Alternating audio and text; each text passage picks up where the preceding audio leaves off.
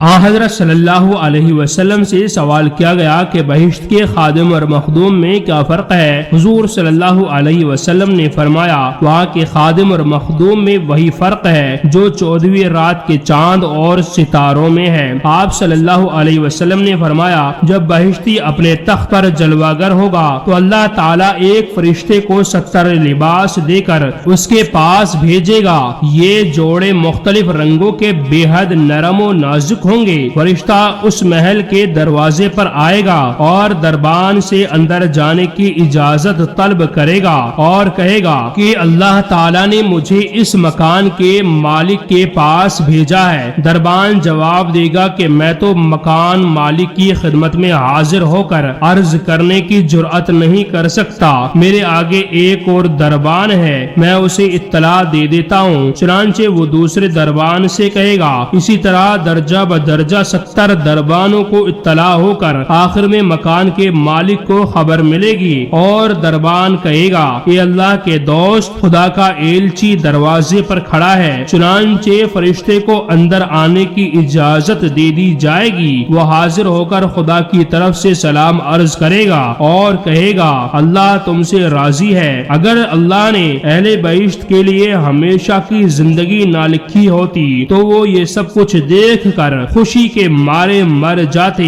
خدا تعالیٰ کا ارشاد ہے کہ اللہ کی خوشنودی بہت بڑی بات ہے اور عظیم نعمت ہے۔ فرمایا، اے محمد صلی اللہ علیہ وسلم، جب تو یہ جگہ دیکھے گا تو تجھے بڑی بڑی نعمتیں اور بڑے ملک دکھائی دیں گے۔ خدا کا ایلچی خدا کے حکم سے ہی جنت میں داخل ہوگا۔ فرمایا، اہل بہشت کے کپڑے سندس، سبز اور استبرق کے ہوں گے، جن سے پارچہ دیبا مراد ہے۔ نیچے سفید حریر کا چست پاجامہ ہوگا اور اوپر استبرق سبز کا کپڑا۔ اہل جنت کو چاندی کے کنگن پہنائے جائیں گے۔ ایک اور آیت میں آیا ہے کہ بہشت میں سونے اور مروارید کے کنگن پہنائے جائیں گے۔ یہ کنگن 3 قسم کے ہوں گے۔ فرمایا، ان کے پروردگار نے انہیں شراب پلائی ہے۔ وہ پاک شراب یہ ہے کہ بہشت کے دروازے پر ایک درخت ہے جس کے تنے سے 2 چشمے جاری ہیں۔ جب مومن پلسرات کو عبور کر کے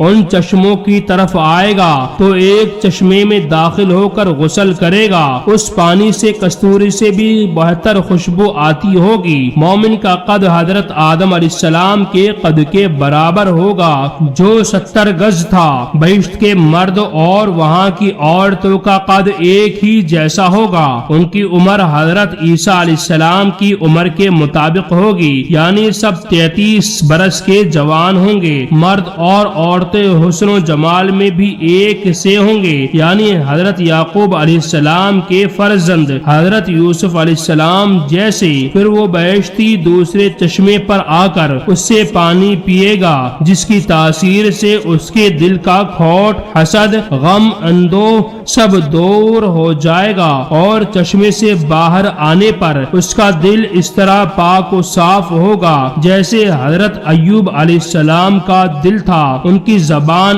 حضرت صلی اللہ علیہ وسلم کی زبان ہوگی، یعنی عربی زبان۔ جب وہاں سے بہشت کے دروازے پر پہنچیں گے تو بہشت کے نگہبان انہیں خوشخبری دیں گے کہ تم ہمیشہ خوش رہو۔ وہ جواب میں کہیں گے، ہاں ٹھیک ہے۔ پھر نگہبان کہیں گے، اب جنت کے اندر آ جاؤ اور ہمیشہ اسی میں رہو۔ جب وہ اندر قدم رکھیں گے تو فرشتے ان کے ساتھ ہوں گے۔ یہ وہی فرشتے ہوں گے جو دنیا میں بھی ان کے ساتھ رہتے تھے، یعنی کرامن کاتبین۔ پھر ایک فرشتہ سواری کا ایک جانور لے کر سامنے آئے گا۔ یہ جانور سبز یاقوت کا ہوگا اور اس کی باگ سرخ یاقوت سے بنی ہوگی۔ اوپر ایک پالان رکھا ہوگا جس کے آگے پیچھے مروارید اور یاقوت کی جھالر لٹکتی ہوں گی۔ دونوں پہلوؤں پر سونے چاندی کا منقش کام ہوگا۔ فرشتے کے پاس 70 بہشتی جوڑے ہوں گے جو اسے پہنائے جائیں گے۔ سر پر مرصع تاج رکھا جائے گا۔ ہر بہشتی کے ساتھ 10,000 زرعی قمر غلام ہوں گے۔ فرشتہ بہشتی سے کہے گا کہ اللہ کے دوست اس پر سوار ہو جا، یہ سواری تیرے ہی لیے ہے، بلکہ جنت میں اور بھی بہت سی سواریاں تیرے لیے موجود ہیں۔ بہشتی سوار ہو جائے گا گا۔ وہ جانور اتنا تیز رفتار ہوگا کہ انتہائی نظر تک اس کا ایک قدم اٹھے گا۔ دو فرشتے جو دنیا میں بہشتی کے ساتھ تھے وہ اب بھی ساتھ ہوں گے، غرض اس شان سے وہ اپنے محل میں جائے گا۔ اللہ تعالی فرماتا ہے کان سعیکم مشکورا، میں نے تمہارے عملوں کے لیے جو کچھ بیان کیا ہے وہی تمہارے لیے بہتر ہے، تمہارے کام قابل تعریف تھے، چنانچہ اللہ تعالی نے تمہارے کاموں کی تعریف کی اور تمہیں جنت عطا فرمائی۔